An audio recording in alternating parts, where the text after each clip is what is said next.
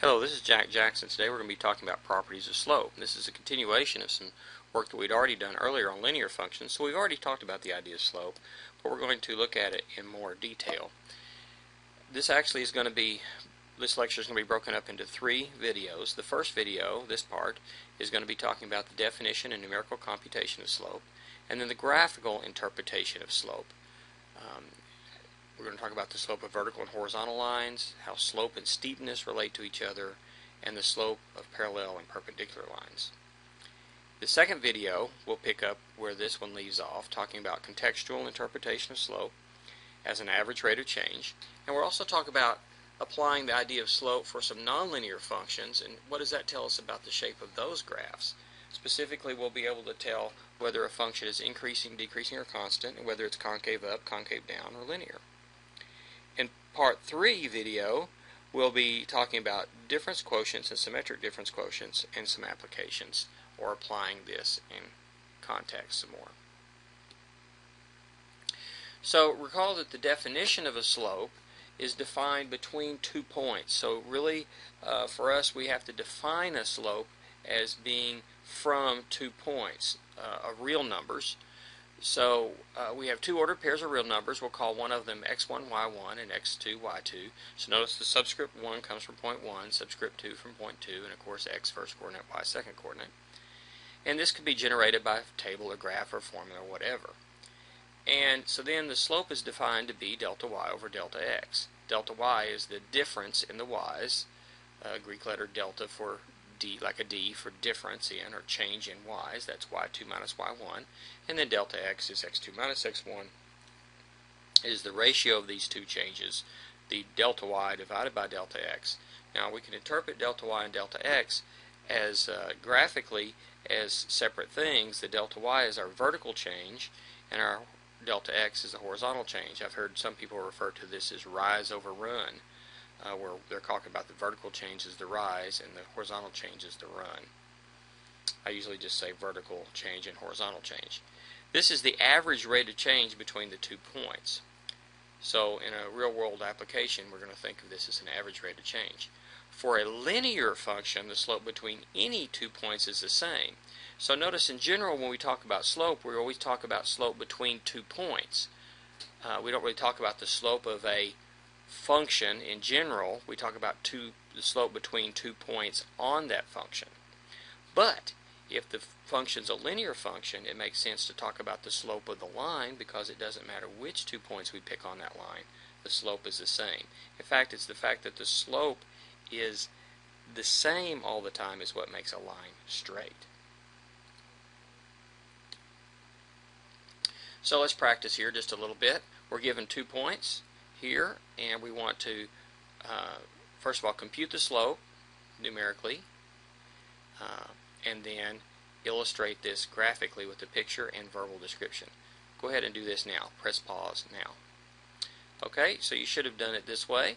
Delta y over delta x is the slope. We use a lowercase m for a letter for the slope usually, and so that's y2 minus y1 over x2 minus x1, or in this case 8 minus 5 over 4 minus 2, so delta y is 3 and delta x is 2, which means as we go from point 1 to point 2, we're going 3 3 up and 2 to the right for a slope of 3/2 or 1.5 in decimal form. So we're moving 2 units to the right and 3 units up. Okay? Now, or another way to see this is if we move to the right 1 from point 1, then we see this slope of going up 1.5. 1.5 is how much we go up if we go to the right 1, assuming that we go up in a straight line manner. You can see it here on this picture. So the slope is here are the 2 points, and delta x we can see is this horizontal change here going to the right 2, and the delta y is this vertical change going up 3. Okay, and we can see that on this particular graph. And if this were a straight line through here, then we can also see that going to the right 1 would be how much we go up right here is the slope. So the slope is 1.5. It's the length of this little pink vector right here.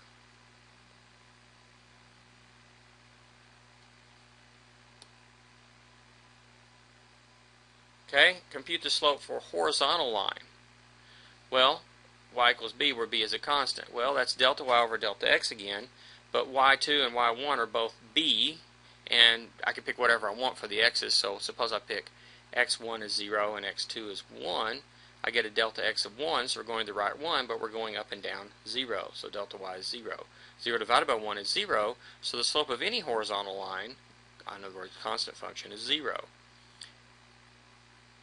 And so this is not too surprising. As we're going along, we have 0 change as we go left to right. The y's stay the same. We can use the y equals mx plus y sub 0 form, the slope y-intercept form, just fine. It's y equals 0x plus b. 0 times x is 0 plus b is b, and this boils down to just y equals b, where b is some constant. So this is what we get for a horizontal line. I have one graphed here, an example. Alright, how about for a vertical line? Well, let's try this. We get delta y over delta x, y2 minus y1 over x2 minus x1. Again, let's this time we can pick whatever we want for y, so again, let's pick output 0 for the first one, output 1 for the second one, but x equals a no matter what. So the bottom we get a minus a, so the numerator is 1, the denominator is 0, we have delta x is 0, delta y is 1, but now we have a problem because when we try to divide 1 by 0, we know that's not allowed, that's an undefined operation. So the slope is actually undefined for vertical lines. Okay? So no surprise that we cannot put this in the form y equals mx plus y sub 0 because that's a function form, and we know this one is not a function. Of course, it's got an easy equation, x equals some constant number. And so these vertical lines are the only lines that cannot be put in the y equals mx plus y 0 form. They're the only ones that don't have a slope. So be careful, the difference between 0 slope and no slope, or undefined slope. The vertical lines have no slope at all. They do not have a slope. The slope does not exist. Horizontal lines do have a slope. It is 0. 0 is a legitimate number, and that is the slope of a horizontal line.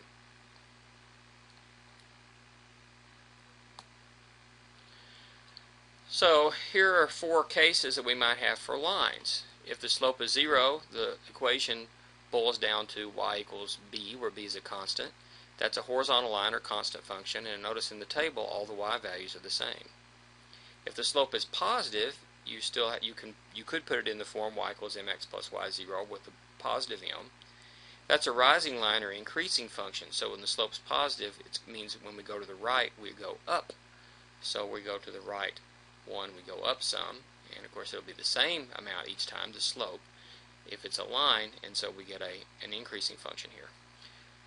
If the slope is negative, we can again still put it in the y equals mx plus y 0 form, but this time the m is a negative number, and so when we go to the right, we're going down, so that makes a falling line or decreasing function. Vertical lines are kind of in a class by themselves because they are the ones that cannot be put in the y equals mx plus y 0 form. They're in the form x equals a constant. They're the only lines that are not functions. They're vertical lines, and they're the only lines that do not have slopes. All the x values are the same in the table for vertical lines. So here's an exercise for you. You should recognize this form, and actually before you even graph this, you should be able to tell me what these graphs should have in common and what's different about them. So we want to look at y equals m times parentheses x plus 2, close parentheses, plus 3 for various values of m chosen from this set here. So we've got 8 different slopes here and 8 different values of m, and we want to graph all 8 of these graphs on the same coordinate graph. So get out a piece of graph paper and do this, or you could possibly do this on your calculator in Graphmatica, and then tell me what these have that are the same and what are different. Go ahead and graph these now. Press pause. Well, all these graphs go through the point negative 2, 3. This is a point slope form of a line, but they have different slopes, and you'll see that this point that they all have in common right here is the point negative 2, 3. And we've got different slopes. Here's a slope of These that are going down from left to right have negative slopes. So here's negative 3, negative 2, negative 1 for slope. This horizontal one right here, a purple one, is a slope of 0. Then you got a slope of a half, 1, 2, 3. So notice the bigger it is, the closer it is to being vertical. The bigger the absolute value it is, the closer it is to being vertical. And the smaller the absolute value, the closer the absolute value is to 0, the closer it is to being horizontal. So the steepness of the line is defined to be the absolute value of the slope, or the magnitude of the slope. So, one with slope of, let's see, we've got slope 2, this maroon one here, and slope negative 2, the pink one here, and they're the same steepness, but definitely not the same slope. If we put the slopes in order, remember how we order negatives, they would, from least to greatest, would be negative 3, negative 2, negative 1, 0, 1 half, 1, 2, and then 8/3. Alright, how about these? How will this graph look? This set of graphs look? Y equals m times x plus 2, and again with the same values for m. Go ahead and do this one now, and then press pause. Press pause and then do it. Okay, well this is a slope x-intercept form. They go through the point negative 2, 0 is where they all cross on the x-axis, but again have the same values for the slope as we looked at a while ago. Y equals mx plus 3. Okay, and so we see the different values of m, same ones. Go ahead and graph these. Press pause now. Well, this is a slope y-intercept form, so they all go through the point 0, 3, and they have these different values of the slope as well. So we're just kind of changing where they center from one of these exercises to the next, but within one exercise we're keeping the point where they cross the same, but we're changing the slope. And you can graphically see this. Okay, what about this one? Y equals 2x plus b. This time we're changing the value of b. And tell me what you see there. Go ahead and graph these, then press pause. Press pause and then graph them. Come back. Press pause now. Okay, well we see that these all have different y-intercepts at 0, b. b is y sub 0. And so we see this one down here at the bottom, the dark purple, has a b of negative 3, then the maroon one negative 2, then this red one goes to the origin because it has a b of 0, the dark blue has a b of 1, the light blue a b of 4, and the pink a b of 6, and you can see that's where it crosses the x-axis, is at 0b. But they all have a slope of 2. Now look what that means with these lines. That means they're parallel. If they have the same amount of slant or steepness to them and they're all going the same direction, all of them, you go to the right one, you go up 2, that's going to make them parallel. So in general, two lines have the same slope, then they are parallel, or possibly the same line, two different names for the same line. But if they're two different lines, they have to be parallel. If two lines do not have a slope, then they're both vertical, and certainly they're parallel, or the same line. If two lines are parallel, then they must have the same slope, or they're vertical, and the slopes are undefined for both. So basically, two lines are parallel if and only if the slopes are the same. Okay, including two of them that are undefined as being the same. So, if we want to find the equation of a line going through 4, 7 that's parallel to the given line, y equals 2x plus 4, how will we do that? Well, our given line, y equals 2x plus 4, has a slope of 2. So the line we're looking for is going to have a slope of 2, but it's going to go through 4, 7. So we can put that in point slope form as y equals 2 times parentheses x minus 4 plus 7. We could distribute the 2 and combine like terms and get y equals 2x minus 1. So that's the, notice the green line here, aqua line. It goes to the given point right there is 4, 7. 4, 7, you can see that. From this version we can see its y-intercept is 0, negative 1, which you can see there. And then we can factor out a 2 here as 2 times x minus 1 half, and we see that the x-intercept is 1 half, comma 0. 1 half, comma 0 right here for the x-intercept, 0, negative 1 for the y-intercept, and the given point that we're supposed to go through, it does go through at 4, 7. So there's three good forms of the line there. And the original line, right, we graph it as y equals 2x plus 4. It's going to go through a y-intercept of 0, 0, 4 and graph it, and these two are parallel. Now look at these lines. These are a bunch of lines that we graphed earlier. So we have seen that parallel lines have the same slope. How do slopes compare for perpendicular lines? Do any of the lines below appear to be perpendicular? How would the signs have to compare if the two slopes if they're perpendicular lines? And then what about the size of the magnitude of the absolute value of the slope, the steepness? How would that compare if the two lines are perpendicular? So look these over and see if you can find a pair that look to be perpendicular, and see if you can maybe make some conclusion based on some conjecture based on what you see here, a guess. Okay, press pause now. Well, one of the things that's pretty clear is the signs must be opposite. If one has a positive slope, the perpendicular one must have a negative slope. Okay, what's not as clear is that the absolute values of the slopes must be reciprocals for the lines to be perpendicular. So the slopes are opposite reciprocals. So it turns out that the one with slope, you might have seen that by looking at, there's a couple pair of perpendicular lines here if you measure these carefully. Now, of course, if you're going to measure angles on a graph, it must be a square scale for this to even work. But this is a square scale, so we could actually get our protractor out and measure. And we see this one with slope a half, this dark purple one here, is perpendicular to the slope, the one that has a slope of -2, this pink one here. So they meet at a right angle. Okay, another one that are perpendicular, this one at slope -1, this blue one, with the one at +1, this maroon one here, a dark red. Those two are perpendicular. And I believe, yeah, that's the only ones we have graphed that are perpendicular. Of course, a vertical line will always be perpendicular to a horizontal line, so if one has a slope and the other one doesn't, then they'll be, one has a slope of 0 and the other one doesn't have a slope. That will be, one will be horizontal line, one will be vertical, and then they will be perpendicular. And that's kind of still works with the reciprocal thing, because 1 over 0 is undefined, so it kind of works out there as well. So I'm going to actually prove this.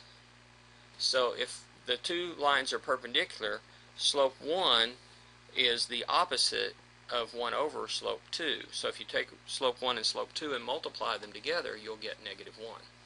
So I'm going to say this is if and only if, and we're going to assume that lines are non-vertical and non-horizontal. We know a vertical line and a horizontal line are perpendicular. Okay, so we want the both slopes to be defined. So if slope line 1 is b over a, and the slope line 2 is -a over b, those are opposite reciprocals of each other. So in other words, for example, if slope of line 1 is 2/3, the perpendicular one would have slope -3/2. Flip it upside down, change the sign. And so we could see this. Let the point where they intersect be called x. You can see that in the picture. So the line 1 is the blue line, and so it's going to go to the right a and up b to the point A. And so the line containing a and x is our line 1. And since the slope is -a over b, there's a point capital B on line 2 where you take the point x and you go left b and up a to get to point B. Okay, now draw little vertical and horizontal line segments like you see here, so that you get these two triangles. Okay, these are going to be right triangles. Now, since we know the two green segments both have length A, those are congruent, or the same length. Okay, and the two red segments have both length B, so they're congruent. And then the angle that we have between those two is a right angle in both cases. So from geometry we know that these two triangles are congruent triangles by the side angle side postulate. So that's going to make the angles be the same as well. So the two red angles, we're going to say measure T, and then of course in a right triangle the other acute angle, the two acute angles add up to 90 degrees, because in any triangle all the angles add up to 180 degrees. Well, we've already got 90 degrees taken care of by the right angle, so the other two add up to 90 degrees. So the green angles then are 90 degrees minus t, whatever t is for the red angle. Well, then look at the angle at here where you go from D to X to C. Well, that's a straight line, so those three angles there at X add up to 180 degrees. Well, if you take t plus 90 minus t, the t's cancel and you get 90 degrees for those two angles. Well, take that away from 180 degrees. What does that leave for the angle between the two lines? Well, sure enough, it's exactly 90 degrees, so those are perpendicular lines. So we just proved that if the slopes are opposite reciprocals, then the lines are perpendicular. Now this is an if and only if, so we're going to go the other direction too. Assume that the lines meet at a right angle. So this time we're going to be given the right angle. Let's say the slope of the first one has some slope b over a. So again, we find the point A that's capital A, the point on line 1 that's a to the right and b above x, the point of intersection.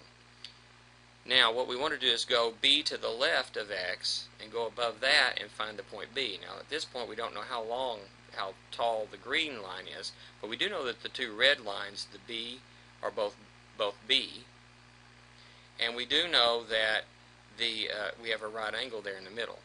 Now we still have two right triangles that we form here. Now what we do know is that two red sides are the same, and we do know they both have a right angle. Okay, but we also know that let's look in the triangle on the right there. If we label that red one t and the other one would be 90 minus t, we know that for sure. Well, then look at the triangle. Look at the three angles there again. Again, they still add up to 180 degrees. This time we know that we have a 90 degree angle. Well, if it's a 90 degree angle and the other one's t, then that leaves 90 minus t, 90 degrees minus t, for the other green angle, angle BXD. Well, that means it's the same as the angle up at A inside the other triangle. So now we have the angle side angle theorem says that those two triangles are congruent, which in turn makes side A congruent to side, the two green sides congruent, the same length. So notice that to get to A, you're going to the right A and up B, so that has a slope of B over A. To get to B, you're going left B and up A, so from X, so that's minus A over B is the slope there, and so we proved that if their lines are perpendicular, the slopes are opposite of reciprocals. So we proved this both directions. So see if you can do this one. Find the equation of a line going through the point 2, 3 that is perpendicular to the given line 2x plus 4y equals 7. And then graph both lines on the same coordinate grid using a square scale, and you should see that the line you're looking for goes through 2, 3. The given line may or may not go through that point, but the line we're looking for does go through that point, but these two graphs should be perpendicular.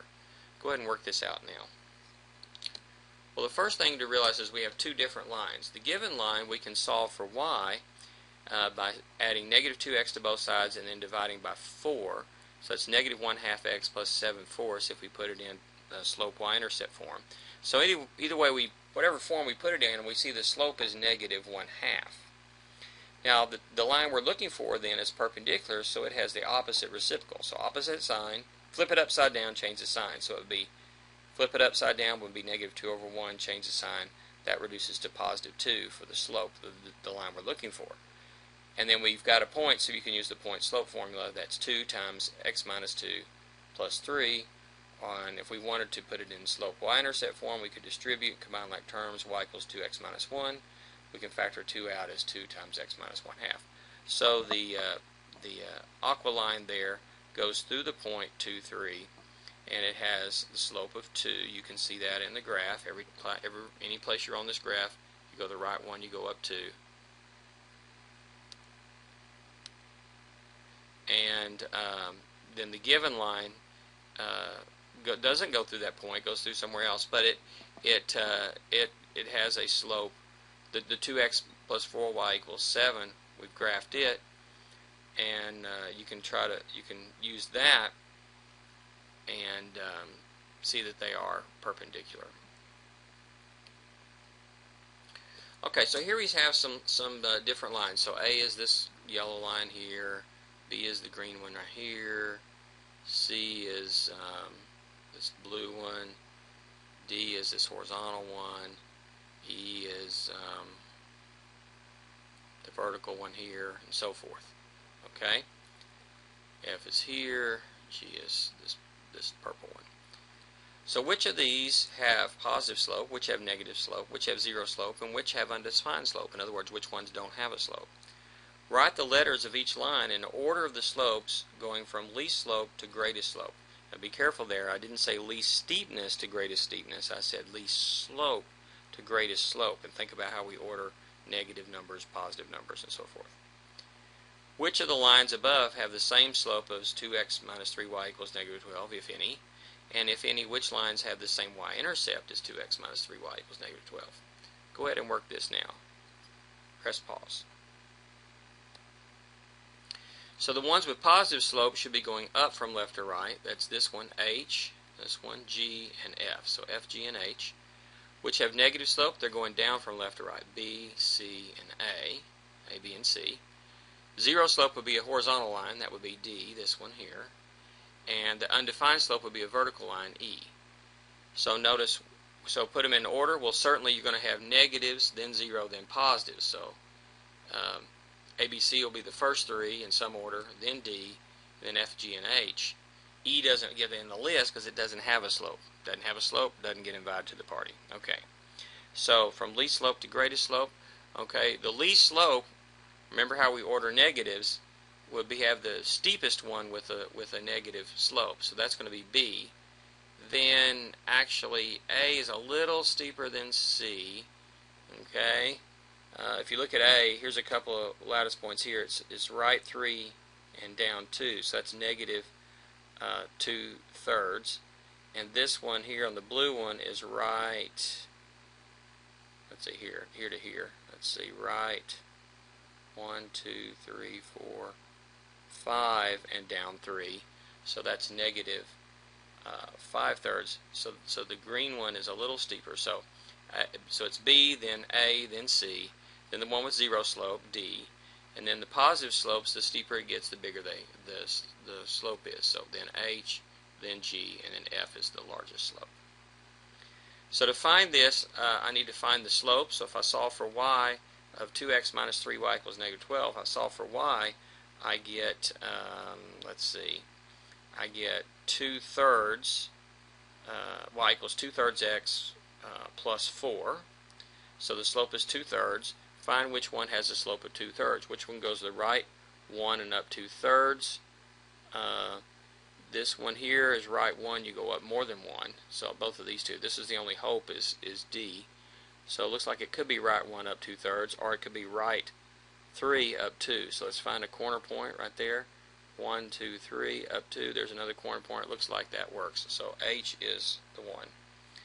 The y-intercept of this one, then, remember it's y equals 2/3 x plus 4. So the y-intercept is 4. 0, 4. So find 4 on the y-axis. 0, 4. It's right there, and the only one that goes through that is A. Okay. We'll come back to the next video, but I do want to show you one more thing before I finish this. Okay, I want to look here at Geogebra site here. We have points B1 and B2 that can be changed by typing in numbers here or by dragging them. And notice that we can see delta y and delta x here. The vertical distance here is delta y, and the horizontal, the green one, is delta x. So the way I have these 2 points right now, 2, 5, and 5, 8, it's actually 3 both directions. But I can drag these around. Let's drag it over to here, for example.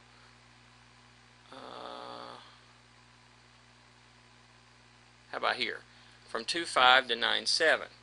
So notice that we're going to the right 7, so delta x is 7. We're going up 2, so delta y is 2. And so the slope is 2/7, approximately 0.29, 0.287 something, anyway. We can also see the slope. If this is a straight line between the 2 points, we can see it as, if we go to the right one, how much we go up. So this pink distance from here to here is the slope. So as I move this, suppose I move it down here, for example, here we have a negative slope. We're always going to the right, or we can always go to the right. And then if we go down, it's a negative slope. If we go up, it's a positive slope. So as we go to the right and in the graph going down, that says we're going to be decreasing. If we go to the right and go up, it's increasing. So look at the slopes here. So the slope here is -2. Now it's even less. So okay. So notice we got way down in the negatives here, -69, -86. Going up this way, it's getting larger slope. We're at -4. Somewhere around -2 point something, somewhere right in here, -1. Now we're less than 1, -half there. There's -1/4, and so forth. Gets smaller and smaller.